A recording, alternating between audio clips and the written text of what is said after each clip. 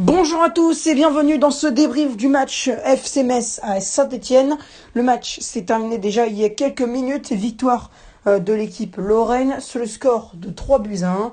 Les buts ont été signés à la 44e par Opa Nget, à la 63e par Habib Diallo et à la 70e par Opa Nget. Un doublé donc pour l'ancien attaquant valenciennois qui inscrit une prestation plutôt convaincante sous les couleurs messines, avec plusieurs attaques ou même plusieurs accélérations et donc plusieurs buts.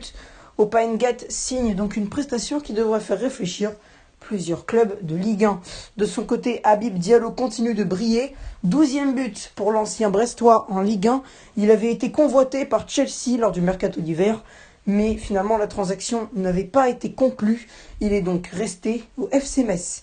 Le l'AS Saint-Étienne de son côté accuse le coup. Les Stéphanois se sont retrouvés menés 3-0 avant de parvenir à inscrire un but par Romain Amouma, entré en la mi-temps en lieu et place de Charles Haby à la 46e minute de jeu.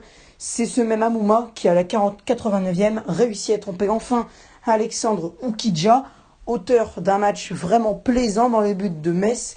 Plusieurs parades décisives pour sauver l'honneur face à des Forésiens entreprenants. Même si les Messins ont réussi à gagner ce match, ce sont les Stéphanois qui ont le plus de tirs, que ce soit cadré ou en total de tir principal. Les Stéphanois mènent 17-8 au tir normal et 9-5 en tir cadré. Du côté des cartons jaunes, le FC Metz a été plutôt chanceux. Aucun carton jaune pour les joueurs lorrains. Par contre, du côté de la Forez, c'est pas la même chose. 2 cartons jaunes distribués à l'encontre de l'ASSE.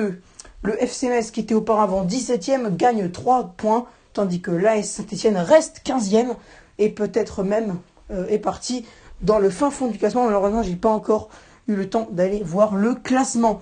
Voilà, c'est la fin de ce débrief. Si vous avez aimé, n'hésitez pas à lâcher un like, à commenter, à partager et à vous abonner. Et avant de partir, je vais délivrer donc l'homme du match. Et j'ai décerné Opa Nget comme homme du match.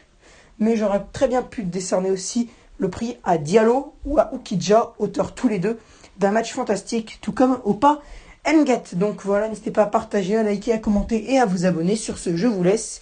Passez une bonne soirée et on se retrouve dans quelques minutes pour le débrief de Tottenham Manchester City. Ciao!